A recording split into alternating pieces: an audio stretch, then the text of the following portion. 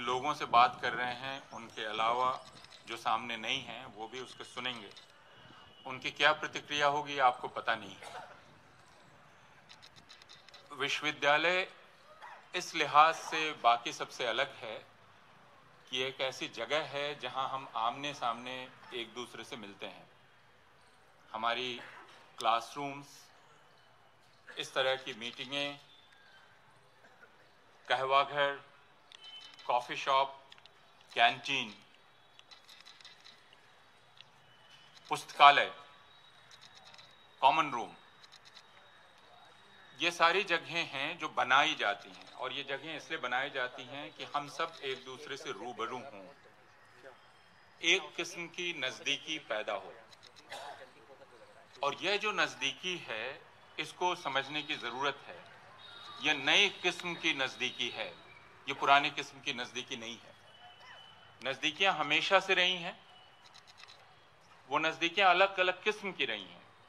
हिंदुस्तान की अगर आप बात करें तो यहाँ जातीय ट्रेन में सफ़र करते वक्त और बस में सफ़र करते वक्त, मालूम नहीं आपकी पीढ़ी को इसका तजुर्बा हुआ है कि नहीं, हमें ज़रूर हुआ है कि आपसे पूछा जाता है आप हैं कौन, और फिर फर्ज कीजिए आप अपना नाम बताते हैं, मेरा नाम है अपूर्वानंद, तो वो कहते हैं कि नहीं नहीं आगे क्या है। और अगर आप इनकार कर देते हैं आगे बताने से तो फिर वो पूछते हैं अच्छा आप कहाँ के रहने वाले हैं, फिर आप बताते हैं, फिर वो गांव पूछते हैं, फिर आप गांव बताते हैं, फिर वो पूछते हैं कि उसमें कौन टोला। तो अगर आपने छिपा भी लिया एक जगह तो दूसरी जगह से पता कर लिया जाएगा कि दरअसल आपसे नजदीकी रखनी है कि नहीं रखनी है। यह हमारी पीढ़ी तक, अगर आपकी पीढ़ी को इसका एहसास नहीं है तो बहुत स्वागत योग्य बात है, लेकिन हमारी पीढ़ी तक ट्रेन, बस और ऐसी तमाम जगहें हैं जिनको आधुनिक माना जाता है। और आधुनिक का अर्थ यह है कि जब आप बस में चलते हैं, ट्रेन में चलते हैं, तो पुराने भेद मिटते हैं, पुराने भेदभाव मिटते हैं। लेकिन इन्हीं जगहों पर, इन्हीं ट्रेन्स में, इन्हीं बसेस में जो पुराने भेदभाव हैं उनको ताज़ा किया जाता है, और उस पुराने भेदभाव को जानकर एक रवैया बनाया जाता है कि आपसे नज़दीकी रखी जाएगी कि नहीं रखी जाएगी। मुल्क में यह एहसास कि कौन आपको बगल में बैठने देता है और कौन आपको बगल में बैठने नहीं देता है, या कहाँ आप इत्मीनान का एहसास कर पाते हैं और कहाँ इत्मीनान का एहसास नहीं कर पाते हैं, इस सवाल के जवाब से यह तय होता है कि आपका राष्ट्र बन रहा है या नहीं बन रहा है, नए किस्म का राष्ट्र बन रहा है कि नहीं बन रहा है।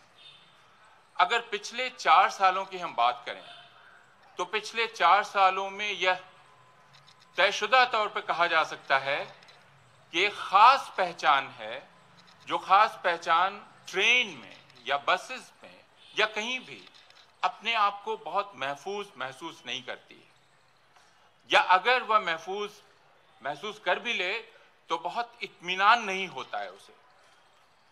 मैं एक वाकया बताता हूं आपसे। 1.5 साल पहले मुझे 3 नौजवान मेरे घर आए, उनसे बातचीत हो रही थी और मैंने उनमें से एक ने मुझे बतलाया कि गुजरात के विधानसभा के चुनाव के नतीजे आने वाले थे और मैं मुंबई से दिल्ली सफ़र कर रहा था ट्रेन में, और ट्रेन में जैसा कि होता है हिंदुस्तानी ट्रेन्स में गर्मा गर्म चर्चा चल रही थी गुजरात चुनाव के नतीजे कैसे होंगे इस पर। अब इस राजनीतिक चर्चा में एक बिहारी का शामिल ना होना एक नामुमकिन सी बात है।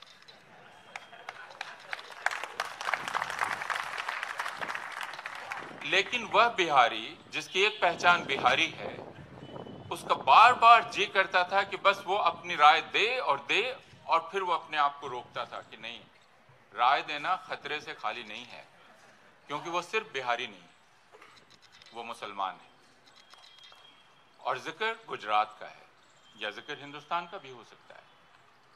तो कौन है जो इस चर्चा की साझेदारी में शामिल होने से घबराता है, शामिल नहीं हो पाता है, इत्मीनान का एहसास जिसको नहीं है, वो कौन है? और अगर उसको इत्मीनान का एहसास नहीं है तो क्या कसूर उसका है या किसी और चीज का है? यह एक सवाल है जो राष्ट्रीय प्रश्न है। विश्वविद्यालयों से यह उम्मीद की जाती है कि वो एक तरह की हिफाजत अपनी परिसर के अंदर, कैंपस के अंदर एक तरह की हिफाजत का माहौल पैदा करेंगे। उसके भीतर जो भी आएगा वो अपने आप को महफूज महसूस करेगा, सुरक्षित महसूस करेगा। इसलिए विश्वविद्यालय और समाज के बीच में एक दूरी होती है और वो दूरी रखी जाती है। यह मैं जानबूझ के कह रहा हूं, बावजूद इसके कि रविंद्रनाथ ठाकुर ने जब विश्वविद्यालय का अपना विचार दिया और विश्व भारती और शांति निकेतन की कल्पना की, तो उन्होंने कहा कि समाज और विश्वविद्यालय के बीच कोई दीवार नहीं होनी चाहिए। इसलिए अगर आप 5 साल पहले शांति निकेतन गए होते या 6 साल पहले, तो कोई चहारदीवारी शांति निकेतन के चारों तरफ नहीं थी, जो जमीन शांति निकेतन की थी। और उसी वक्त में गया हुआ था 6-7 साल पहले, जब पहली बार शांति निकेतन विश्वविद्यालय के प्रशासन ने चहारदीवारी का प्रस्ताव दिया और इत्तेफाक से उस वक्त प्रोफेसर अमर्त्य सेन वहां थे, जिनका घर शांति निकेतन है। और उन्होंने एक तकरीर की और इस बात पर अफसोस जाहिर किया कि शांति निकेतन खुद को समाज से काटने के लिए एक चहारदीवारी खड़ी कर रहा है। लेकिन इसके पीछे की कल्पना दूसरी है। मैं जिस दूरी की बात कर रहा हूं वो एक जरूरी दूरी है। और वो क्यों है? क्योंकि विश्वविद्यालय बनाए ही इसलिए जाते हैं कि वे समाज की एक तरह की जांच पड़ताल करेंगे। विश्वविद्यालय एक तरह से विचारों के या ख्यालों की प्रयोगशालाएं हैं। हम यहां बैठकर इस तरह का विचार विमर्श कर सकते हैं जो शायद इस गेट के बाहर हम नहीं कर सकते। हम इस तरह के ख्याल जाहिर कर सकते हैं और ये उम्मीद कर सकते हैं ख्याल जाहिर करते हुए कि उनसे आपको सख्त ऐतराज होगा, लेकिन आप ख्यालों से जूझेंगे, मुझसे नहीं। और आप मेरे ख्यालों से जब जूझेंगे तो अपने ख्यालों की ताकत पर जूझेंगे, अपने बाजुओं की ताकत पर नहीं। यह विश्वविद्यालय का मूल विचार है। मूल विचार है कि मैं, हो सकता है यहां खड़ा होकर, आपकी परंपरा है, मैं जानता हूं अलीगढ़ मुस्लिम विश्वविद्यालय की परंपरा है, लेकिन चूंकि आप विश्वविद्यालय हैं इसलिए आप मुझे आजादी देते हैं कि मैं खड़ा होकर आपसे ये पूछूं कि आखिर तिलावत क्यों, और आप इसका जवाब दें। इसकी जगह कि मैं पूछूं कि तिलावत क्यों और आप मुझे तमाचा लगा दें कि तुम्हारी मजाल कैसे हुई पूछने की। ये दो तरीके हैं। इसलिए विश्वविद्यालय का काम करने का तरीका सड़क पर काम करने के तरीके से बिल्कुल अलग है। और इसीलिए हम अपने क्लासेस में यह कहते हैं कि जब आप खड़े होकर कोई बात कह रहे हों तो आप ध्यान रखिए कि आप नुक्कड़ पे बात नहीं कर रहे हैं। ना ये हिंदुस्तान के टेलीविजन चैनल्स का टॉक शो है, क्योंकि टेलीविजन चैनल्स ने जो आदत डाली है वो आदत ये है कि मैं आपसे सवाल करूंगा और फौरन आपको जवाब देना है, आप आधा सेकंड भी देर नहीं कर सकते। और मैं हमेशा अपने छात्रों को यह कहता हूं कि इसमें एक धोखा है या ये झूठ है, क्योंकि या तो सवाल गलत है या जवाब गलत है। क्योंकि मैं सवाल सुनूंगा और जिसे अंग्रेजी में कहते हैं उस सवाल को प्रोसेस करूंगा और उस सवाल से जूझने का एक तरीका खोजूंगा, इसमें वक्त लगेगा। इसलिए यह मुमकिन ही नहीं है कि आप सवाल करें और मैं फौरन जवाब दूं। यह एक तरह का झूठ है या इसमें एक तरह की धोखाधड़ी है। लेकिन टेलीविजन चैनल्स ने एक आम आदत पैदा की है कि सवाल का फौरन जवाब तैयार होना जरूरी है। इसलिए हम क्लासरूम में भी जब छात्र खड़ा होता है या छात्रा खड़ी होती है तो वो अध्यापक से सवाल करती है, उसको लगता है कि अध्यापक को फौरन जवाब देना चाहिए, उसको तैयारी का मौका नहीं मिलना चाहिए। और अगर वो फौरन जवाब नहीं देता है तो उसको अध्यापक होने का हक ही नहीं। या अध्यापक भी पूछता है और इस हिकारत से तालिब इल्म को देखता है कि जवाब नहीं दे पाए। भाई, आपने एक सवाल किया है और आपका सवाल आपके अध्ययन से उपजा है, जिसके लिए आपको खासा वक्त मिला था। आपने शायद डॉक्टरेट भी की है, आपको अधिक किताबों का पता है। आपने एक सवाल किया है, मुझे भी थोड़ा वक्त दीजिए, मैं भी लाइब्रेरी होकर आता हूं और मैं जवाब देता हूं। लेकिन यह जो तुरंता जवाब खोजने की आदत है, विश्वविद्यालय का विचार इसके खिलाफ है। और इसीलिए मैंने कहा कि विश्वविद्यालय और समाज में दूरी रहना बहुत जरूरी है, इसलिए कि समाज कई तरह से बनता है। हिंदुस्तान के समाज में कहा जा सकता है कि हिंदू रहते हैं और मुसलमान रहते हैं, लेकिन हम सब जानते हैं, और ये पिछले दिनों एक सभा हो रही थी जिसमें मैंने बात की और मैंने कहा कि भाई, हिंदू जिस बीमारी में पहले ही गर्क थे, मुसलमान उस बीमारी से बच नहीं सके और वो जाति की बीमारी है ना। इस्लाम ख्याल तो लेकर आया था बराबरी का। हमारे हजारी प्रसाद द्विवेदी ने कहा, एक लेख लिखा है उन्होंने, बहुत शानदार लेख है, और सरोजिनी नायडू ने भी लिखा है।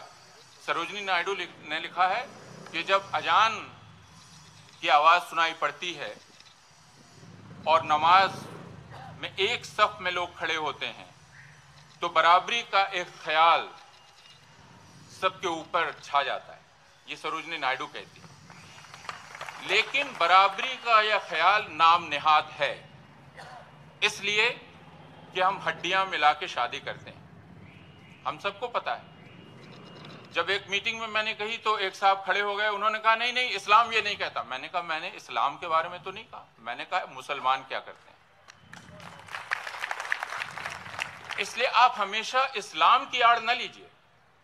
आप ये ना कहिए कि कुरान में ये लिखा है और इस्लाम में ये लिखा है और जो ये नहीं करते हैं वो सच्चे मुसलमान नहीं है। फिर से ये साबित होता है कि हिंदुस्तान में शायद ही कोई सच्चा मुसलमान है। अगर शायद हर कोई सच्चा मुसलमान होता तो बिहार में हमें ये सुनने को नहीं मिलता, जोल्हा हो क्या जी।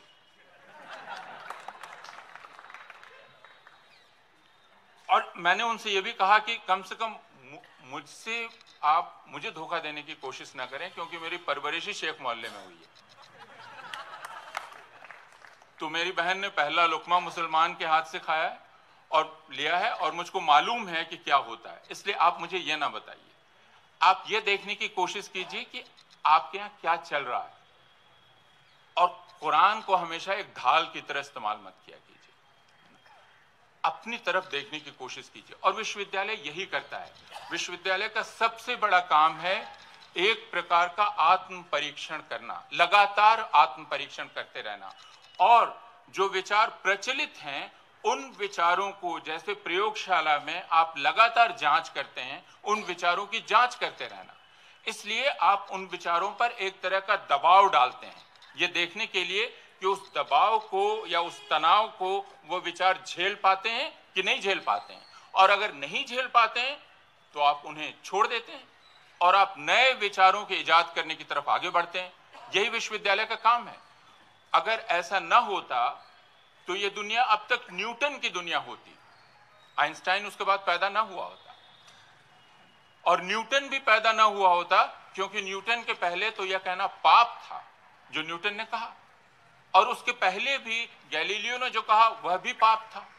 इसलिए विश्वविद्यालय का एक तरह का तनावपूर्ण संबंध समाज से बनता है, और समाज, जैसा मैंने कहा, समाज का नेतृत्व करने का दावा बहुत सारे लोग करते हैं, और उनमें सबसे बड़ा दावा धर्म का होता है। धर्म जो कहता है कि मैं एक कुदरती नेता हूं समाज का, क्योंकि यह कहा जाता है कि इंसान कुछ ऐसी चीज ही है, उसके दिमाग की वायरिंग ऐसी है कि वो धार्मिक तरीके से सोचता है। इसलिए धर्म की यह दावेदारी है कि वह सोचने का तरीका तय करता है, और तब विश्वविद्यालय या विश्वविद्यालय जिस काम में लगा हुआ है उसका पहला झगड़ा धर्म से होता है। ज्ञान का पहला तनाव धर्म से पैदा होता है, और दुनिया भर की तारीख ये बतलाती है कि जब भी ज्ञान पैदा होता है नया, तो वो धर्म से उसका एक तनावपूर्ण रिश्ता होता ही है। वरना चर्च 1000 साल गुजर जाने के बाद माफी न मांगता गैलीलियो से, 1000 साल बाद चर्च को ये अकल आई कि दरअसल गैलीलियो पृथ्वी और सूर्य के बारे में जो कह रहे थे वो बात सही थी, और उसने माफी मांगने की सोची।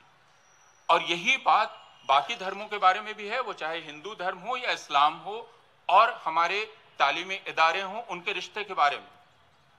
अगर ऐसा नहीं होता तो ईरान में 1979 में इस्लामी क्रांति होते ही जो पहला कहर टूटा वो विश्वविद्यालयों पर टूटा, और ईरान में अयतुल्ला खमैनी के जो रिवॉल्यूशनरी गार्ड थी, स्टूडेंट गार्ड, और जो उनका इदारा था, वो उस्तादों पर, उस्तानियों पर और तालिबे इल्म पर वो नजर न रखते। वो ये ना देखते बुर्का उठा उठाकर कि लड़कियों ने नेल पॉलिश लगा रखी है कि नहीं रखी है। एक बहुत ही उम्दा किताब है, वो किताब अगर आपके हाथ लग जाए तो जरूर पढ़ें, रीडिंग लोलिता इन तेहरान। ये उस वक्त की किताब है, इस किताब को आप जरूर पढ़िए। और उसमें आप देखेंगे जो उस किताब को लिखने वाली है वो दरअसल तेहरान यूनिवर्सिटी की एक प्रोफेसर हैं, जो ये बतलाती हैं कि तेहरान यूनिवर्सिटी में उस वक्त नॉवेल पढ़ाना कितना खतरनाक था। इसलिए नॉवेल पढ़ाने की एक अंडरग्राउंड क्लास वो बाकायदा अपने घर पे चलाया करती थी, और उस अंडरग्राउंड क्लास में इजाजत जांच की हुई सिर्फ 6 लड़कियों को थी। यानी आप उस क्लास में आ सकेंगे कि नहीं, इसकी पूरी जांच की गई थी, आप उस अंडरग्राउंड क्लास में शामिल होंगे कि नहीं। और उसमें फिर 2 मर्द छात्र भी शामिल हुए। और उसी तरह तुर्की में जो अभी हाल में हुआ, और उसमें जो नेता पैदा हुए एर्दोयान ने सबसे पहला हमला तुर्की के विश्वविद्यालयों पर किया, तुर्की के उस्तादों पर किया और तुर्की के छात्रों पर किया। इसलिए हजारों छात्र अभी भी तुर्की की जेलों में बंद हैं, और सैकड़ों उस्ताद अभी भी तुर्की की जेलों में बंद हैं। अलीगढ़ मुस्लिम यूनिवर्सिटी ने उनकी तरफ से आवाज उठाई है कि नहीं, यह सवाल होगा। इसके पहले कि अलीगढ़ मुस्लिम यूनिवर्सिटी की तरफ से आवाज उठे कि नहीं। हमारा फर्ज सिर्फ हमारे लिए नहीं है, और यूनिवर्सिटीज की दुनिया, ध्यान रखिए, आलमी दुनिया है, यह क्षेत्रीय दुनिया नहीं है। अलीगढ़ मुस्लिम यूनिवर्सिटी भले ही अलीगढ़ में हो, भले ही वो हिंदुस्तान में हो, और भले ही उसका चरित्र अल्पसंख्यक हो, लेकिन अलीगढ़ मुस्लिम यूनिवर्सिटी का कर्तव्य आलमी है, उसकी जवाबदेही आलमी है।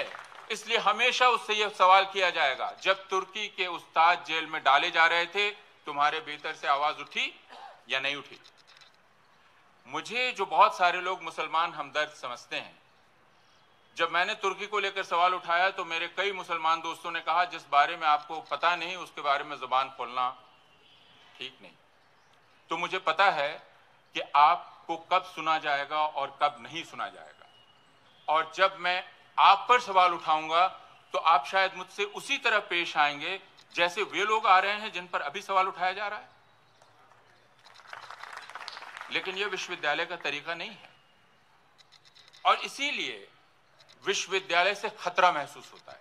और इसी खतरे की वजह से सोरोस ने जो विश्वविद्यालय बनाया था हंगरी में, हंगरी की हुकूमत ने, जो कि एक तरह की कट्टरवादी हुकूमत है और नस्लवादी हुकूमत है, हंगरी की हुकूमत ने कहा इस विश्वविद्यालय को पूरी तरह से बंद करो। पूरी दुनिया से अकादमिक लोगों ने, छात्रों ने, रिसर्चर्स ने उस विश्वविद्यालय के पक्ष में पिटीशन जारी की। आपको इसका इल्म है या नहीं है? अलीगढ़ मुस्लिम यूनिवर्सिटी में कभी भी इसकी चर्चा हुई कि हंगरी में एक यूनिवर्सिटी को जिसमें पूरी दुनिया से पढ़ने स्टूडेंट्स आते हैं, और अब जो अपने किस्म की नायाब यूनिवर्सिटी है, उसको बंद करने का हुक्म वहां की हुकूमत ने जारी किया। क्या अलीगढ़ मुस्लिम यूनिवर्सिटी में यह चर्चा का विषय कभी बना कि नहीं बना? और अगर नहीं बना तो आप अपने आप से पूछिए, आप यूनिवर्सिटी कम्युनिटी के मेंबर होने लायक हैं कि नहीं? और फिर अलीगढ़ मुस्लिम यूनिवर्सिटी पर कुछ होगा तो इसके लिए क्यों यूरोप में और क्यों अमेरिका में और क्यों दूसरी जगह आवाज उठनी चाहिए? क्योंकि आप खुद उसके बारे में सचेत नहीं हैं। और यह ऐसे नहीं होता है कि आपको खबर मिली नहीं, वो खबर लेनी पड़ती है। और ये विश्वविद्यालय का एक दूसरा चरित्र है, वो यह कि आपको हर चीज हासिल करने के लिए मेहनत करनी है, वो चीज कोई देगा नहीं। और इसी रूप में विश्वविद्यालय दूसरी जगहों से अलग हो जाता है। और इसीलिए विश्वविद्यालय के छात्र, और मैं ये तुलना नहीं करना चाहता हूं, लेकिन वे स्कूली छात्रों से अलग हैं। स्कूली छात्रों को भी वो आजादी होनी चाहिए, लेकिन विश्वविद्यालय के छात्र, उन पर यह जिम्मेदारी आयद है कि उनकी जानकारी और उनका ज्ञान का स्रोत सिर्फ उनके उस्ताद नहीं होंगे।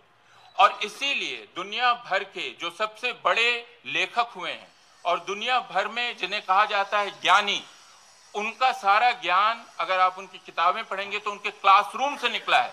लेकिन वो क्लासरूम से क्यों निकला है? क्योंकि उनके छात्रों ने खड़े होकर उनसे सवाल किए, उनके छात्रों ने खड़े होकर उनसे बहस की है, उनके छात्रों ने उनको चुनौती दी है। और इस वजह से शिक्षकों को खुद अपने बारे में सोचना पड़ा है, वो जो सोच रहे हैं, और इस तरह किताबें बनी। तो वह अपनी जिम्मेदारी के एहसास से जुड़ा हुआ है। हमारी जिम्मेदारी है वह ज्ञान हासिल करना। और इसीलिए विश्वविद्यालय की जो केंद्रीय जगह कही जाती है वो क्लासरूम नहीं है, वो है, लेकिन केंद्रीय जगह विश्वविद्यालय की पुस्तकालय है। और पुस्तकालय में आप खुद जाते हैं, पुस्तकालय में जाकर आप खुद किताबें चुनते हैं।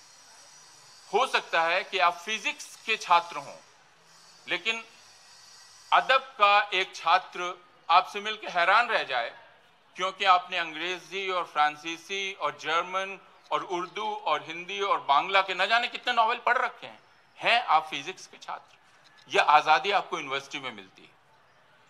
इस आजादी का हम कितना फायदा उठाते हैं और कितना नहीं, यह एक सवाल है। दूसरा कि जब मैंने शुरुआत की थी नजदीकी से, और विश्वविद्यालय इसलिए जनतंत्र के लिए एक बुनियादी चीज है, एक बुनियादी उपकरण, एक बुनियादी साधन। क्योंकि जनतंत्र कैसे बनता है? जनतंत्र स्थायी पहचानों के आधार पर नहीं बनता है। हिंदुस्तान में अगर स्थायी पहचानों की बात की जाएगी तो एक स्थायी पहचान है हिंदू की और एक स्थायी पहचान है मुसलमान के। उसमें शिया होंगे, सुन्नी होंगे, हिंदुओं में बहुत सारे लोग होंगे, वैष्णव, शैव, शाक्त और शाकाहारी, मांसाहारी आदि आदि जातियां, ये दी हुई पहचानें हैं। लेकिन जनतंत्र इस आधार पर नहीं बनता है, क्योंकि जनतंत्र के बारे में यह कहा जाता है कि यह बहुमत के शासन के द्वारा चलाया जाने वाला तंत्र है। लेकिन फर्ज कीजिए कि अगर यह बहुमत स्थायी हो गया किसी पहचान पर, तो हिंदुस्तान में बहुमत किसका है? हिंदुओं का। लेकिन जनतंत्र का बहुमत यह नहीं होता है। जनतंत्र का बहुमत, यहां बैठे हुए बहुत सारे लोगों ने हैबरमास को पढ़ा होगा, जनतंत्र का बहुमत तय होता है बातचीत से, विचार विमर्श से, विचारों का बहुमत होता है। वो इन दी हुई पहचानों का जिन पर हमारा आपका बस नहीं है, उनका बहुमत नहीं होता है। अगर वह होगा तो हिंदुस्तान स्थायी रूप से हिंदू बहुमत देश रहेगा, और हिंदुस्तान में स्थायी रूप से एक ऐसी पार्टी सरकार में रहेगी जिस पर हिंदुओं को यकीन हो कि वो उनकी पार्टी है। लेकिन जैसा मैंने कहा, यह वह बहुमत नहीं है जिस पर वास्तविक जनतंत्र चलता है। वह बहुमत चलता है जब हम नए किस्म के विचारों की नजदीकियां पैदा करते हैं, और उन नई नजदीकियों में ये सारी पहचानें शामिल होती हैं। इसलिए हो सकता है कि एक विचार हो जो मुक्त बाजार का विचार हो, और एक राजनीतिक दल आपके पास आए और ये तजवीज पेश करे कि साहब, हम जो आर्थिक प्रस्ताव आपके सामने दे रहे हैं ये मुक्त बाजार पर आधारित है, इसमें अमीरों पर टैक्स नहीं लगाया जाएगा, इसमें उन्हें आजादी दी जाएगी, और वह आपको कन्विंस करने की कोशिश करे कि आप इससे सहमत हो जाएं। इस विचार से हिंदू भी सहमत हो सकते हैं, मुसलमान भी सहमत हो सकते हैं, दलित भी सहमत हो सकते हैं, बाकी भी सहमत हो सकते हैं। लेकिन इससे उलट विचार भी आ सकता है, जिसमें कहा जाए, जो अभी अमेरिका की एक बहुत नौजवान प्रतिनिधि जो सवाल उठा रही है, और वो कह रही है अमीरों पर ज्यादा से ज्यादा टैक्स लगाया जाना चाहिए। हो सकता है उससे काले भी सहमत हों, उससे गोरे भी सहमत हों, उसमें ईसाई भी सहमत हों, उसमें मुसलमान भी सहमत हों। यह जो सहमति है जिसमें अलग अलग तरह के विचार शामिल होते हैं, इस सहमति से जनतंत्र का कारोबार चलता है। लेकिन यह नजदीकियां बनाने की प्रयोगशाला विश्वविद्यालय है। इसलिए विश्वविद्यालय को अनिवार्य रूप से बहुलतावादी होना चाहिए। विश्वविद्यालय सिर्फ हिंदुओं का, सिर्फ मुसलमानों का, सिर्फ भूमिहारों का, जिनकी बात सजाद साहब कह रहे थे, सिर्फ राजपूतों का, सिर्फ शियों का, सिर्फ सुन्नियों का नहीं हो सकता।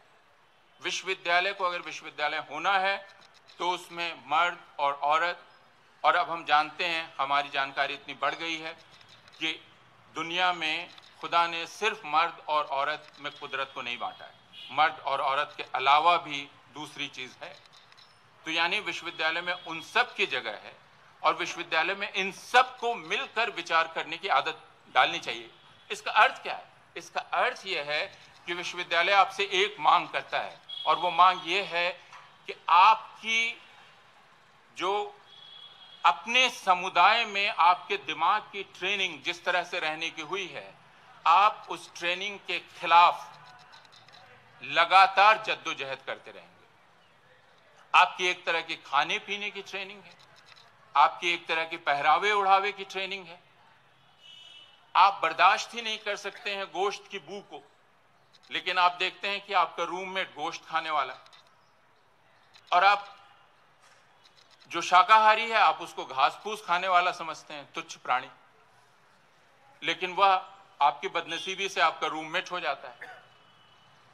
और आप हैं पक्के शाकाहारी और पक्के हिंदू, लेकिन आपका जो रूममेट है वो रोजा रखता है, और हो सकता है किसी दिन आपको उसके इफ्तार का इंतजाम करना हो। तो इस तरह विश्वविद्यालय हमेशा यह मांग करता है कि आपका जो दायरा बना हुआ है, जिस दायरे में आपकी परवरिश हुई है, आप विश्वविद्यालय में आके उस दायरे से बाहर जाने की कोशिश करेंगे और नए रिश्ते बनाने की कोशिश करेंगे। यह रिश्ता विश्वविद्यालय में आमतौर पर प्रेम के रिश्ते के रूप में जाना जाता है, और विश्वविद्यालयों में इसलिए मोहब्बतें पनपती हैं जिस पर बाहर से जो निगाह रखते हैं उनकी भौं चढ़ जाती है, और वह कहते हैं इसलिए विश्वविद्यालय लोगों को करप्ट करने की जगह है ना, क्योंकि वहां जाकर लोग अपनी मर्जी से रिश्ते बनाने लगते हैं, माँ बाप की मर्जी से नहीं।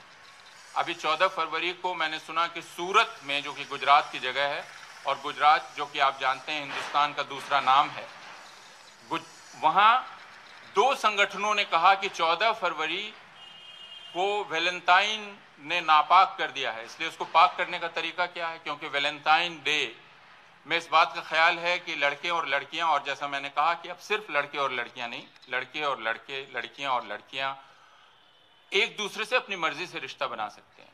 तो उसने कहा कि ये तो बहुत ही नापाक ख्याल है, इसलिए हम 14,000 नौजवानों को कसम दिलवाएंगे कि वो बिना माँ बाप की मर्जी के रिश्ते नहीं बनाएंगे। मैंने कहा इतने लोगों को झूठ बोलना एक ही दिन सिखाना, और वो भी कसम के नाम पर। विश्वविद्यालय उनको इस झूठ की मजबूरी से आजाद करते हैं। यह आजाद ख्याली या रिश्ते बनाने की इच्छा विश्वविद्यालय की बुनियाद है। आप अगर नए रिश्ते नहीं बनाते, अगर आप पुरानी पहचान की गिरफ्त में ही रह गए और विश्वविद्यालय से निकल गए, तो आपकी जिंदगी बेकार रही विश्वविद्यालय की। मैं प्रेम विवाह करने के लिए आपको उकसा नहीं रहा हूं, मैं सिर्फ रिश्ते बनाने के लिए कह रहा हूं। और आप जानते हैं कि आजकल यह भी बहुत, शादी भी एक पुराना ख्याल हो गया है। हमारे प्रेमचंद ने 1936 में ही मालती और मेहता के बीच लिव इन रिलेशनशिप गोदान में कायम की थी। अगर गोदान आपने पढ़ा है, उर्दू और हिंदी का शाहकार नॉवेल, मैं उसकी बात नहीं कर रहा हूं, मैं कह रहा हूं रिश्ते बनाने। ये रिश्ते अलग अलग मजहब के बीच होंगे, अलग अलग जेंडर के बीच होंगे, जेंडर पहचानों के बीच होंगे, अलग अलग ख्यालों के बीच होंगे।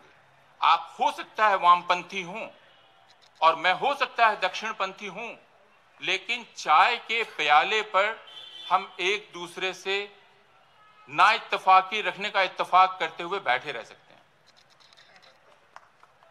हो सकता है मैं दहरिया हूं, जैसा कि कहा जाता है।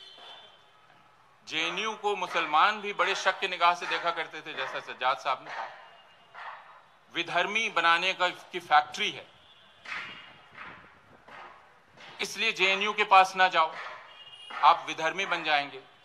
लेकिन जो नास्तिक है और जो परम आस्तिक है वह विश्वविद्यालय में एक दूसरे से धर्मशास्त्र पर बहस कर सकते हैं। यह विश्वविद्यालय की खूबी होनी चाहिए। इसलिए विश्वविद्यालय दरअसल किसी झंडे का गुलाम नहीं है। विश्वविद्यालय का काम राष्ट्रवाद पैदा करना नहीं है। विश्वविद्यालय का काम बुनियादी तौर पर राष्ट्रवाद के विचार से लड़ना है, और यह इसलिए कि उसका बुनियादी काम एक अंतर्राष्ट्रीय दिमाग पैदा करना है। इसलिए दुनिया की बेहतरीन यूनिवर्सिटियां कौन है? दुनिया की बेहतरीन यूनिवर्सिटी में हम क्यों नहीं हैं? सिर्फ इसलिए नहीं कि हम रिसर्च जर्नल में ज्यादा नहीं छपते या हमारे यहाँ इजादें ज्यादा नहीं हैं, इसलिए कि हमारे विश्वविद्यालय के कैंपस एक जैसे नजर आते हैं। हमारे विश्वविद्यालय के कैंपस में क्या अफ्रीकी हैं? हमारे विश्वविद्यालय के कैंपस में क्या चीनी हैं? हमारे विश्वविद्यालय के कैंपस में क्या ईस्ट यूरोप से आए हुए लोग हैं? क्या अमेरिका के लोग हमारे विश्वविद्यालयों में आना चाहते हैं? और वो कैसे आए? जब आपके यहाँ अगर एक घटना हो जाती है और आप अपने विश्वविद्यालयों से कश्मीरियों को पीट पीट कर निकाल देते हैं, तो आपको किसी भी अंतर्राष्ट्रीयता के विचार के लायक माना ही कैसे जाए?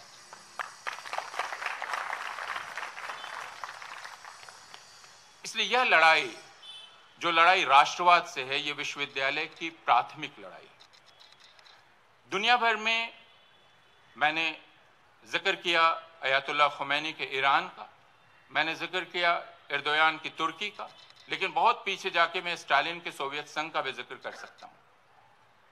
मैं चीन की यूनिवर्सिटीज का जिक्र कर सकता हूं। चीन की यूनिवर्सिटीज जहां अब नजर रखी जा रही है आपके ख्यालों में, आप किस तरह के ख्याल आपके अंदर पनप रहे हैं। चीन की कम्युनिस्ट पार्टी इसका ध्यान रखने की कोशिश कर रही है, क्योंकि उसको राष्ट्रवादी, समाजवादी राष्ट्रवादी छात्र नागरिक चाहिए।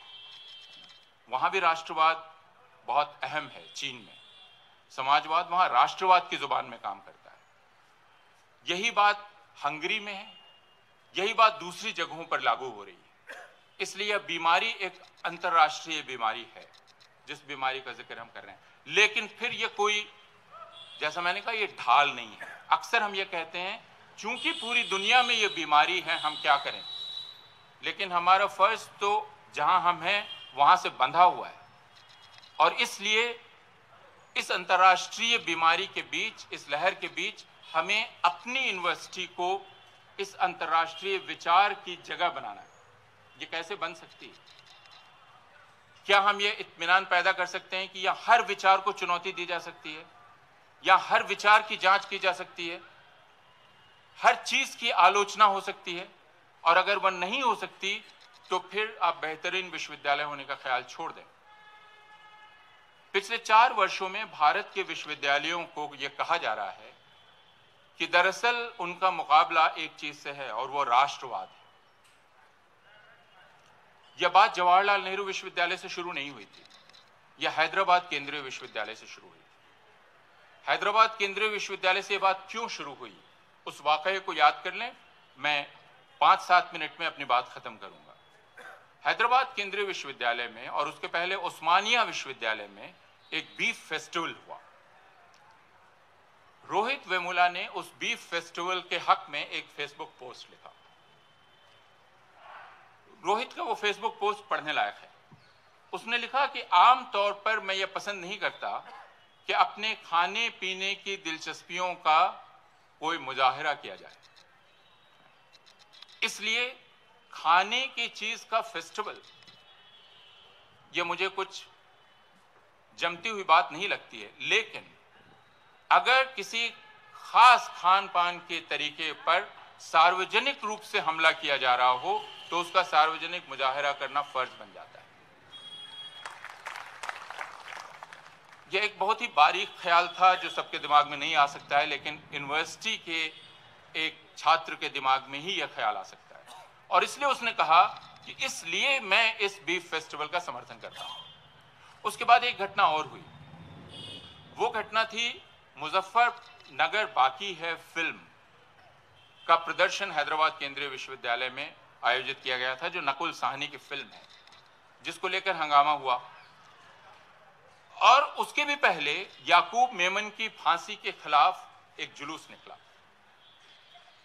याकूब मेमन की फांसी के बारे में यह कहा जाता है कि इसको राष्ट्रीय सहमति प्राप्त है, लेकिन हम सारे लोग जानते हैं कि याकूब मेमन की फांसी को लेकर राष्ट्रीय सहमति तो छोड़ दीजिए, दूसरे लोगों का ऐतराज छोड़ दीजिए, इंटेलिजेंस ब्यूरो के ही एक बहुत सीनियर ऑफिसर ने उसके खिलाफ जो लेख लिखा था, जो याकूब मेमन की फांसी के अगले दिन rediff.com पर छपा था, उसे आप पढ़ सकते हैं, बी रमन का लेख। इसका मतलब यह है कि वो अफजल गुरु की फांसी हो या याकूब मेमन की फांसी हो, उस फांसी को राष्ट्रीय सहमति हो या ना हो, उस पर सवाल उठाने का हक हमारा है और वो सवाल उठाया जाएगा। जब हम वो सवाल उठाते हैं तो हम दहशतगर्दी की हिमायत नहीं करते, हम इंसाफ की जो पूरी प्रक्रिया है उस पूरी प्रक्रिया की जांच करते हैं। मसलन अगर कोई पूछता है कि अफजल गुरु की फांसी आखिरकार संसद पर हमला हुआ था और संसद पर हमले के षड्यंत्र में अफजल गुरु शामिल था, इसलिए अफजल गुरु को अगर फांसी दी गई तो आपको ऐतराज क्या है? और मैं ये कहता हूं कि ऐतराज यह है कि महात्मा गांधी की जो हत्या हुई थी, उस हत्या के षड्यंत्र में विनायक दामोदर सावरकर शामिल थे, लेकिन विनायक दामोदर सावरकर को सिर्फ इस वजह से छोड़ना पड़ा कि हमारे पास पर्याप्त सबूत नहीं थे, जो कि सीधे सबूत हो, जिन्हें आप सब्सटेंसिव कहते हैं। अगर वे सबूत अफजल गुरु के लिए नहीं थे और सिर्फ आप साक्ष्यगत सबूत पेश कर रहे हैं, वो फांसी जैसी सबसे बड़ी सजा देने के लिए काफी नहीं। और उसी तरह यह सवाल याकूब मेमन के बारे में भी किया जा सकता है। तो हम जब सवाल कर रहे हैं तो हम न्याय की प्रक्रिया पर सवाल कर रहे हैं, हम संसद पर हमले की हिमायत नहीं कर रहे हैं, हम उसके हामी नहीं। और हम याकूब मेमन की फांसी पर भी जब सवाल उठा रहे हैं तो हम बी रमन का सवाल उठा रहे हैं, जिसमें बी रमन ने कहा कि जब आप समझौता करते हैं किसी से और उसी समझौते के तहत याकूब मेमन हिंदुस्तान आया था, जिसमें आपने उसे उसकी हिफाजत की गारंटी दी थी, आपने अपनी गारंटी तोड़ क्यों दी? यह बी रमन का सवाल है। और याकूब मेमन जो फिर सीधे शामिल नहीं था, लेकिन चूंकि उस षड्यंत्र में जो सीधे शामिल नहीं था और उस हमले में आप उसे नहीं पकड़ पाए, तो आपने कहा कोई बात नहीं, जो सीधे शामिल था उसे नहीं, जो षड्यंत्र में शामिल था, जिसकी गाड़ी इस्तेमाल हुई, उसी को फांसी दे देते। लेकिन फांसी को आपने कहा है रेयरेस्ट ऑफ द रेयर। तो यह सवाल उठाया गया हैदराबाद केंद्रीय विश्वविद्यालय में याकूब मेमन की फांसी के खिलाफ जुलूस में। यह सवाल उठाया गया मुजफ्फरनगर बाकी है इस फिल्म को रोकने के खिलाफ जुलूस में। और उस सवाल के चलते जो आज की सरकार है, उस सरकार के मंत्रियों ने कहा कि ये जो लोग सवाल उठा रहे हैं और खुद को दलित कह रहे हैं, वो दरअसल दलित नहीं हैं, उनका जिहादियों से समझौता है और वो माओवादी हैं, वो नकली दलित हैं। और आपको याद रहे, ठीक उसी समय यह बात टेलीविजन चैनल्स पर कही गई कि अगर ये लोग दलित हैं तो क्या ये अलीगढ़ मुस्लिम यूनिवर्सिटी से पूछ रहे हैं कि वो रिजर्वेशन देता है कि नहीं देता है? ये बात आज से 3 साल पुरानी, 4 साल। यानी अंबेडकर स्टूडेंट यूनियन के बारे में यह कहा गया कि आप अंबेडकर स्टूडेंट यूनियन नकली दलित है, क्योंकि उसको सवाल करना चाहिए तो अलीगढ़ मुस्लिम यूनिवर्सिटी से सवाल करना चाहिए कि वह अनुसूचित जाति, जनजाति और अति पिछड़ा वर्ग को आरक्षण दे रहा है कि नहीं दे रहा है। और चूंकि वो सवाल ये नहीं कर रहे हैं, बल्कि वे दूसरे सवाल कर रहे हैं, इससे साबित होता है कि वे छिपे हुए माओवादी हैं और जिहादियों से मिले हुए। यह पहला हमला था जो हिंदुस्तान में हुआ, और पहली बार हमें उसी वक्त आहट सुननी चाहिए थी, राष्ट्रवाद की आहट। उसके बाद जवाहरलाल नेहरू विश्वविद्यालय पर हुआ और जनता के दिमाग में यह पेश किया गया कि विश्वविद्यालय दरअसल राष्ट्र के रास्ते में रोड़ा है। सज्जाद साहब ने शुरू में कहा था कि आज़ादी के पहले हिंदुस्तान की जो पूरी कवायद थी, बल्कि आज़ादी के आंदोलन के दौरान भी आज़ादी के आंदोलन की अगर कोई खासियत है हिंदुस्तान की, तो वो खासियत क्या है कि हिंदुस्तान की आज़ादी की तहरीक सिर्फ मुखालफत की ज़ुबान में नहीं चल रही थी, वो निर्माण की ज़ुबान में भी चल रही थी। इसलिए हम आज़ादी का आंदोलन कर रहे थे।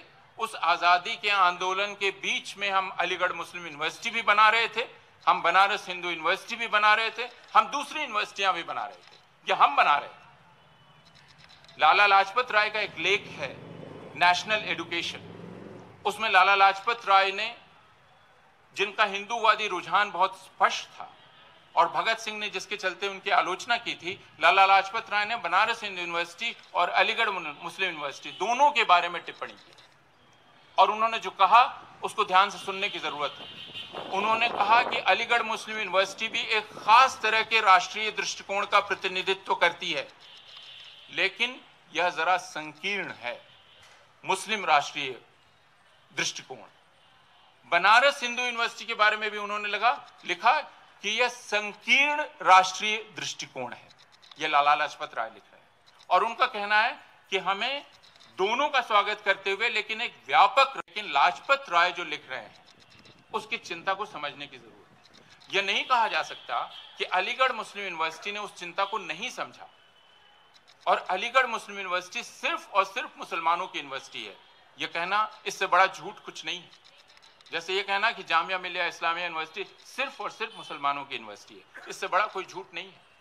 लेकिन इस इतिहास को झुटलाना कि इस यूनिवर्सिटी को मुसलमानों ने कायम किया, इस यूनिवर्सिटी का एक इतिहास और एक चरित्र है, इस इतिहास को झुटलाने का एक अर्थ है और उसका एक आशय है।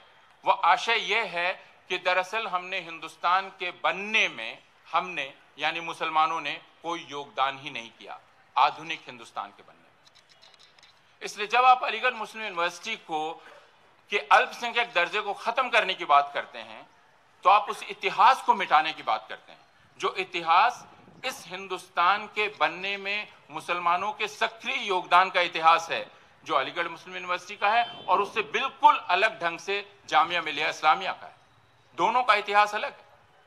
जामिया मिलिया इस्लामिया यूनिवर्सिटी उसी तरह अल्पसंख्यक नहीं है जिस तरह अल्पसंख्यक चरित्र की नहीं है जैसे अलीगढ़ मुस्लिम यूनिवर्सिटी। दोनों का चरित्र अलग है। लेकिन इसको जब आप खत्म करने की बात करते हैं तो आप इस विलक्षण पहचान को नष्ट करने की बात करते हैं। यह कोई मुसलमानों की मिल्कियत नहीं है, लेकिन इस पर एक रंग है और उस खास रंग को आप क्यों मिटाना चाहते हैं, यह सवाल है। क्या अलीगढ़ मुस्लिम विश्वविद्यालय ने यह कहा कि हम हिंदुस्तान से अलग हो जाना चाहते हैं? क्या कभी उसने यह कहा है? क्या कभी दूसरे विश्वविद्यालय को यह कहना पड़ा है कि वो हिंदुस्तान का अंग है? किसी भी को भी, बनारस हिंदू यूनिवर्सिटी को या किसी को भी, क्या यह कहना पड़ा है? पटना यूनिवर्सिटी को, फिर अलीगढ़ मुस्लिम यूनिवर्सिटी को ही क्यों? तो जो ध्रुव बनाए गए उनमें एक था राष्ट्र और दूसरा था विश्वविद्यालय, और भारत की जनता को यह बतलाया गया कि राष्ट्र के बनने के रास्ते में विश्वविद्यालय रोड़ा बन रहे हैं, बल्कि विश्वविद्यालय भीतरघात करने वालों को पनाह देने वाली जगह है। इसलिए जवाहरलाल नेहरू विश्वविद्यालय के बारे में कहा गया कि यह माओवादियों, नक्सलवादियों और जिहादियों को शरण देने की जगह है, इसलिए जेएनयू को नष्ट कर देना चाहिए। अलीगढ़ मुस्लिम यूनिवर्सिटी के बारे में तो कहने की जरूरत ही नहीं, यहां तो जिहादी बाहर से ही दिखाई पड़ते हैं, उनको छिपने की जरूरत नहीं, इसलिए इनको नष्ट करने की जरूरत है। सज्जाद साहब ने कहा हमारी शुरुआत हुई थी यूनिवर्सिटीज को बनाने से।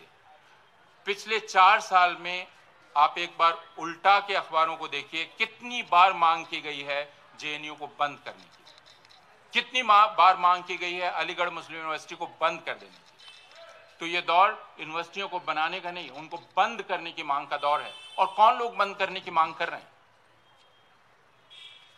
वो अपने आप को राष्ट्रवादी कहते हैं, लेकिन हमें साहस के साथ कहना चाहिए, ये नहीं कहना चाहिए कि हम राष्ट्रवादी हैं, या ये नहीं कहना चाहिए कि हमारे विश्वविद्यालय का उद्देश्य राष्ट्रवाद पैदा करना है, बल्कि हमें अभी भी खड़े होकर कहना चाहिए हमारे विश्वविद्यालय का उद्देश्य, हम चाहे साइंस पढ़ रहे हों, विज्ञान पढ़ रहे हों, या समाज विज्ञान पढ़ रहे हों, या नृतत्व शास्त्र पढ़ रहे हों, या साहित्य पढ़ रहे हों, हमारा काम अंतर्राष्ट्रीय दिमाग पैदा करना है और राष्ट्रवाद की जांच करना है।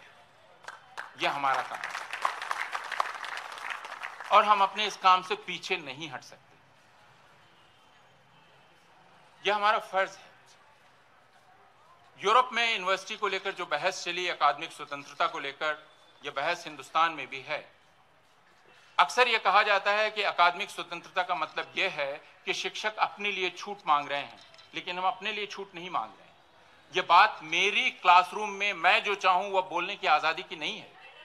सवाल यह है कि मेरे छात्रों को पूरा अधिकार है ज्ञान के जितने स्रोत हैं उन स्रोतों तक पहुंचने का, और मेरा यह कर्तव्य है कि मैं उन स्रोतों तक पहुंचने के रास्ते उन्हें बताऊं। यह मेरा कर्तव्य है।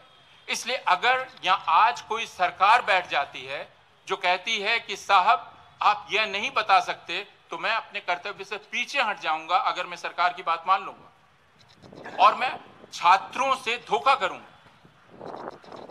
इसलिए यह बात मेरे प्रिविलेज की नहीं है उस्ताद के तौर पर। उसी तरह विश्वविद्यालय में जो भी आता है उसका एक फर्ज तो विश्वविद्यालय के भीतर होता है, ज्ञान सृजन को होता है, लेकिन उससे दूसरी उम्मीद समाज करता है। वह उम्मीद क्या है? समाज आपसे यह उम्मीद करता है कि हमने आपको इत्मीनान का एक माहौल दिया, हम आपको जूनियर रिसर्च फेलोशिप देते हैं, हम आपको सीनियर रिसर्च फेलोशिप देते हैं, हम आपसे ये नहीं कहते हैं कि 8 घंटा काम कीजिए और उसके बाद सोचने का काम कीजिए, हम आपको सोचने के लिए मौका मुहैया कराते हैं। इसलिए टीचर्स का वर्कलोड देखकर दूसरे लोग नाराज हो जाते हैं। ऐसी क्या बात है साहब, हफ्ते में 6 क्लास, ये भी कोई पढ़ाई हुई? दिन भर में 8 क्लास लेनी चाहिए। तो यह है सोचने का मौका फराहम कराना जो समाज कराता है, अपना पैसा खर्च करके कराता है। क्यों करता है?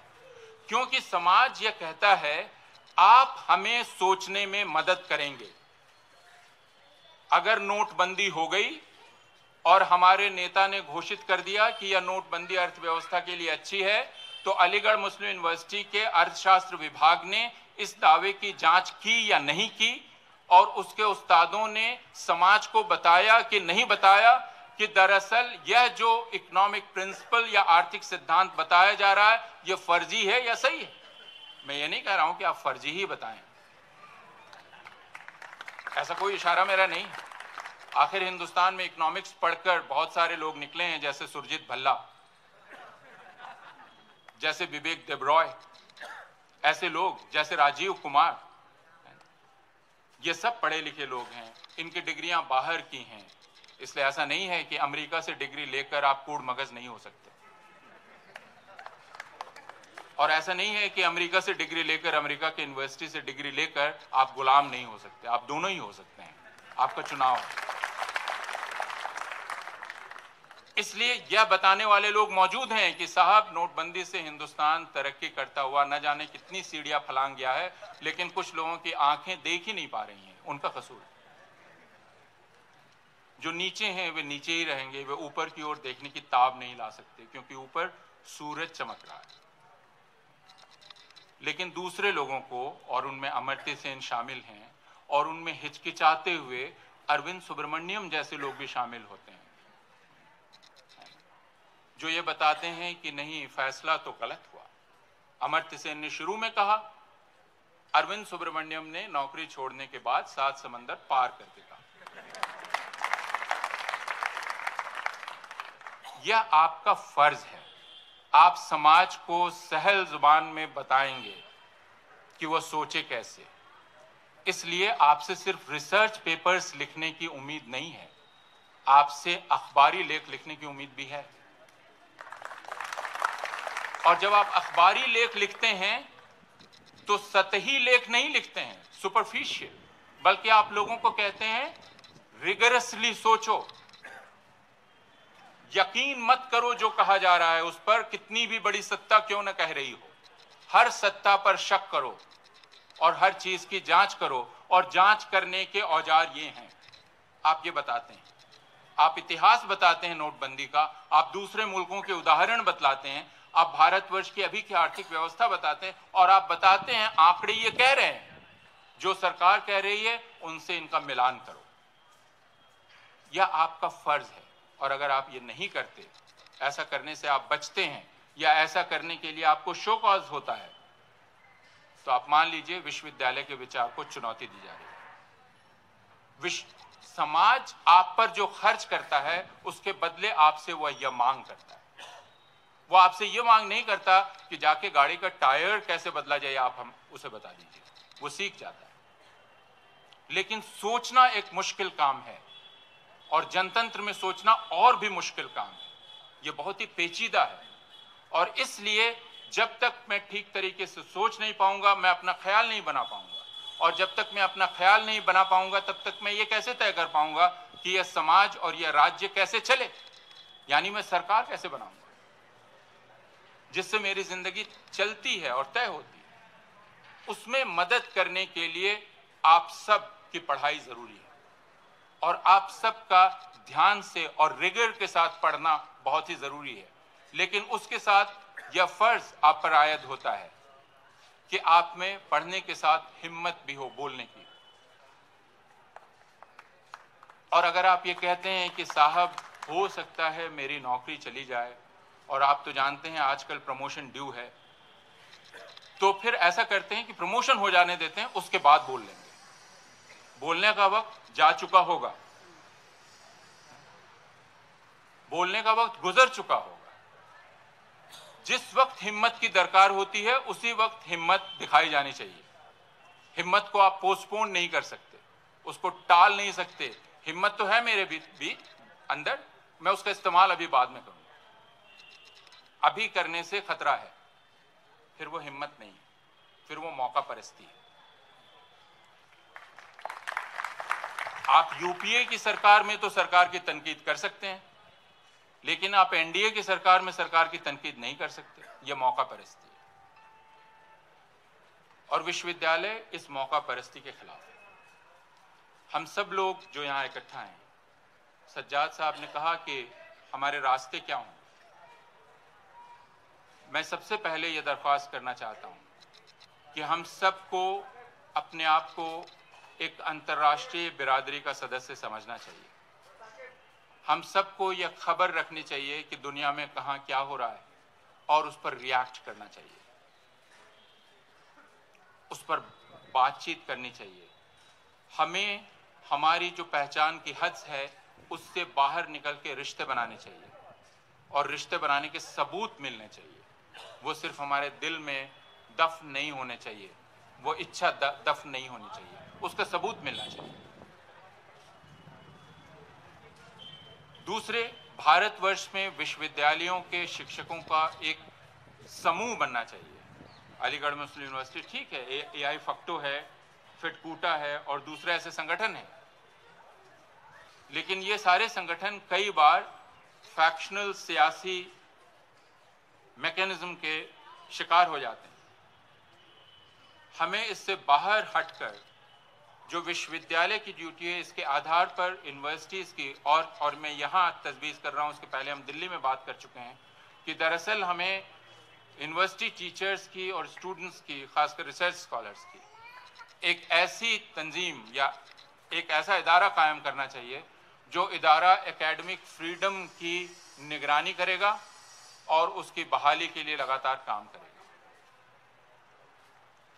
एकेडमिक फ्रीडम या अकादमिक आज़ादी हमारे परचम पर सबसे पहले दर्ज होना चाहिए। कुछ भी बोलने, कुछ भी लिखने, कोई भी सवाल करने और उसे छपने और छपाने और प्रचारित होने और प्रसारित होने की आज़ादी, क्लासरूम की आज़ादी, कैंपस में काम करने की आज़ादी, ये आज़ादी होनी चाहिए। एकेडमिक फ्रीडम के हर नुक्ते पर विचार करना हम सब लोगों के लिए ज़रूरी है।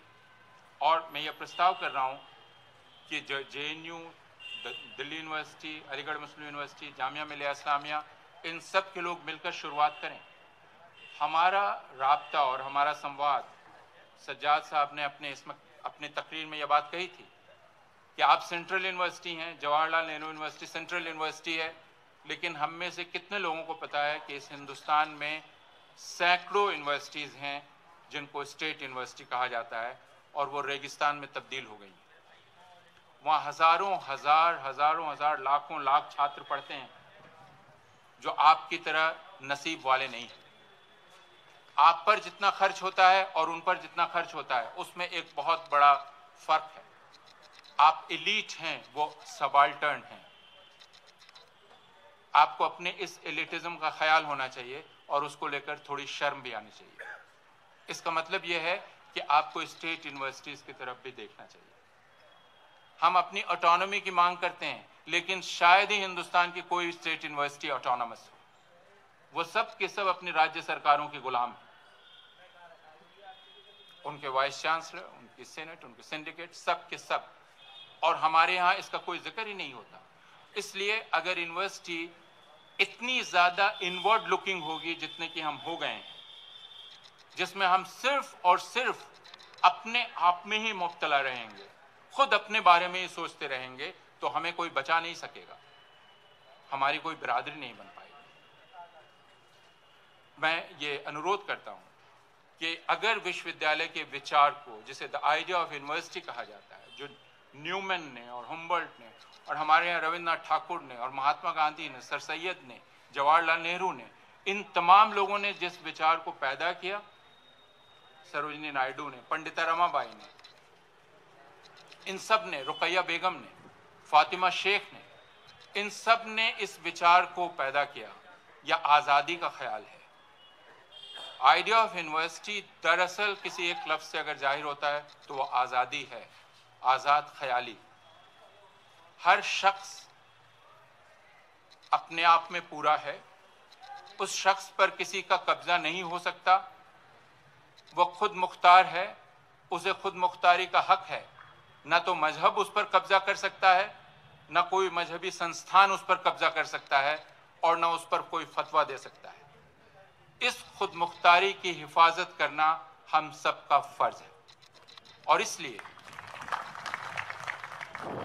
और ये मेरी आखिरी बात है, और इस पर हो सकता है आप नाराज हों या नहीं नाराज हों, और मैं क्यों पहले से कह रहा हूं कि आप नाराज हों, लेकिन यह साल 2019 का साल एक घटना के 30 साल पूरा होने का साल है।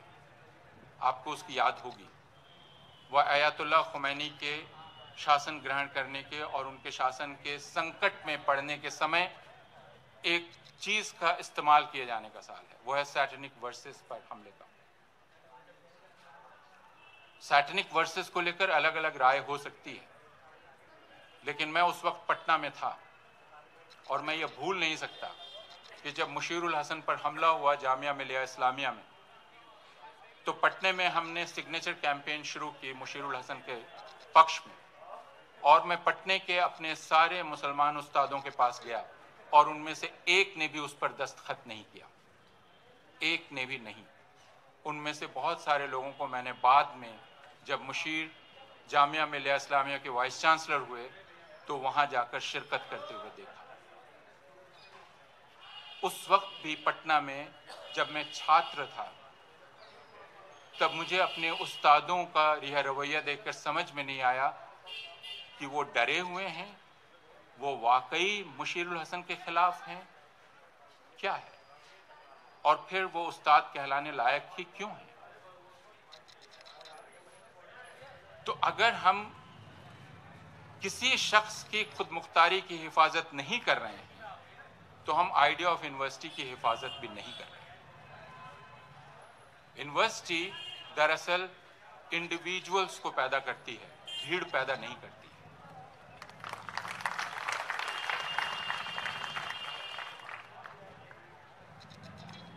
यह किताब, इस किताब के बारे में हमने बात ही नहीं की। यह किताब आइडिया ऑफ यूनिवर्सिटी 2 साल पहले इसकी कल्पना की गई थी, या 1.5 साल पहले, शायद 1.5 साल पहले। उस वक्त लगातार जवाहरलाल नेहरू यूनिवर्सिटी, दिल्ली यूनिवर्सिटी और बाकी यूनिवर्सिटीज़ पर हमला हो रहा था, अलीगढ़ मुस्लिम यूनिवर्सिटी पर भी, और तब हमने सोचा कि हम मिलकर इस पर एक किताब लिखें। बदनसीबी से यह किताब अंग्रेज़ी में है, हिंदुस्तानी ज़ुबान में नहीं है। हालांकि अंग्रेज़ी को भी हमने पालतू बना लिया है, तो एक हिंदुस्तानी ज़ुबान है। इस किताब में कई लोगों के लेख हैं, और 2 लेख हैं जो भारत के विद्वानों के नहीं हैं। एक जो सुवास की हमारी कुलीग फ्रांसिस्का ओर्सेनी का है, और दूसरा लेख जो क्विंटन थॉम्सन का है, और यह आपको एक इंटरनेशनल पर्सपेक्टिव देता है और एक हिस्टोरिकल पर्सपेक्टिव देता है। अलीगढ़ मुस्लिम यूनिवर्सिटी में हमने कोशिश तो बहुत की, लेकिन कुछ तो हमारे दोस्त आलसी निकले जिन्होंने पीछा छुड़ा लिया। दो हैं जो हमारे काबू में आ गए, जिनमें से एक बैठे हुए हैं, और एक यहां से निकलकर चले गए हैं South Asia University, Irfanullah Farooqui साहब। अब मैं ये नहीं कह रहा हूं कि आपने उनको भगा दिया है, तो उनको अलीगढ़ मुस्लिम यूनिवर्सिटी से निकलकर दक्षिण एशिया में जाने का मौका मिला है, जो कि अच्छी बात है। जवाहरलाल नेहरू विश्वविद्यालय के सौमेन चट्टोपाध्याय, अहमदाबाद यूनिवर्सिटी के पंकज चंद्रा, और इसके जो टाइटल है प्रेमचंद के पोते और अंग्रेजी के बहुत बड़े उस्ताद और क्रिटिक नक्काद आलोक राय, जिनके जिनके जिनके लेख का उन्वान है द बारबेरियंस हैव लैंडेड, है ना। देवादित्य भट्टाचार्य जो एक नौजवान एकेडमिक हैं, जो एक स्टेट यूनिवर्सिटी एक कॉलेज में पढ़ाते हैं बंगाल में, उनके लेख का शीर्षक है who is afraid of academic freedom, the illiberal pulls of the public university in India. Shiv Visvanathan का नाम आपने सुना होगा। शिव विश्वनाथन का लेख है the logic of academic freedom and crisis. Payal Chattopadhyay Mukherjee जो अहमदाबाद यूनिवर्सिटी में पढ़ाती हैं, यंग स्कॉलर हैं, seeking universal knowledge space, the idea of an ideal university in Newman, Humboldt and Tagore. Pankaj Chandra जो कि अहमदाबाद यूनिवर्सिटी के वाइस चांसलर हैं, IIM बैंगलोर के डायरेक्टर रह चुके हैं, मैकगिल यूनिवर्सिटी में पढ़ा चुके हैं और दूसरी कई यूनिवर्सिटीज में। उनका लेख है questioning academic freedom. Soumen Chattopadhyay जो जवाहरलाल नेहरू यूनिवर्सिटी में Zakir Hussain centre for education में पढ़ाते हैं, खासकर इकोनॉमिक्स ऑफ एजुकेशन पर काम करते हैं, उनका लेख है new liberalism and academic freedom, the emerging scenario. Mohammad Sajjad का लेख है चैलेंजेस फेसिंग आवर यूनिवर्सिटीज, बहुत दिलचस्प है, इसे ज़रूर पढ़िए। इसमें कुछ आपको सड़कों और गलियों की गर्द और धूल भी मिलेगी। जे देविका जो तिरुवनंतपुरम में हैं, CDS में सीनियर फेलो हैं, looking at academic freedom from a no person's land, ये उनका लेख है। कल्पना कन्ना बिरन का नाम आपने सुना होगा, बहुत बड़ी ह्यूमन राइट एक्टिविस्ट हैं और CSD हैदराबाद की डायरेक्टर हैं।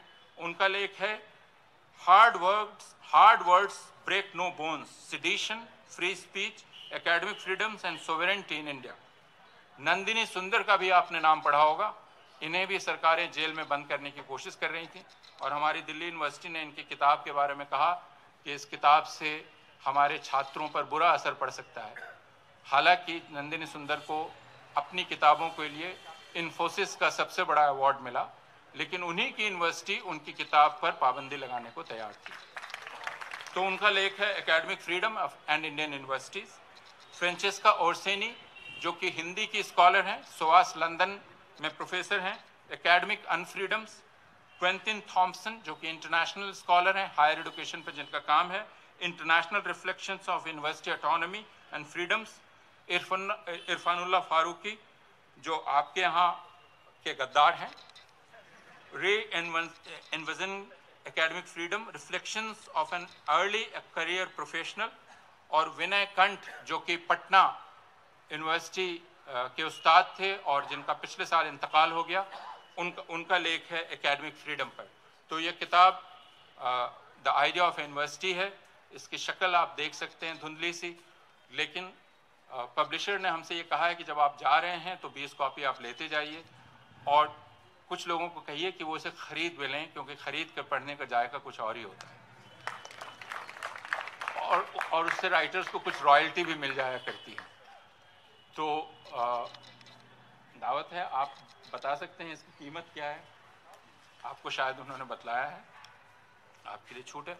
बहुत बहुत शुक्रिया इस धूप में इस डिस्क्रिमिनेशन को झेलते हुए, क्योंकि हमें छाँव है और आपको धूप है, लेकिन यूनिवर्सिटी के आइडिया में ही डिस्क्रिमिनेशन छिपा हुआ है।